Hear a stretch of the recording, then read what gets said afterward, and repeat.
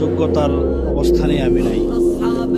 তবে মনের দিক থেকে মনে হয় যে আল্লাহ তাআলা যেমন বিশাল, তেমন বিশাল একটা মন দিয়েছেন আমাকে। এটা প্রায় সবাই বলে।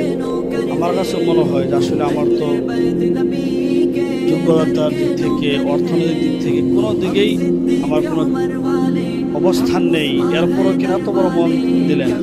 তখন মনে হয় আসলে আল্লাহ তো বিশাল, তো আল্লাহর বান্দাদের মন কেন বিশাল হবে না।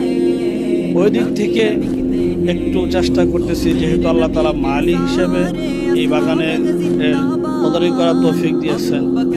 আমি যখন এই বাগানের দায়িত্ব আল্লাহ পাক আমাকে দেন, তখন থেকেই নিয়ত করেছি এমন একটা বাগান যাতে আমার দ্বারা আল্লাহ তাআলা তৈরি করেন, যে বাগানটা শুধু বাংলাদেশ নয়, সারা বিশ্বে একটি রোল মডেল হিসেবে তৈরি হবে ইনশাআল্লাহ।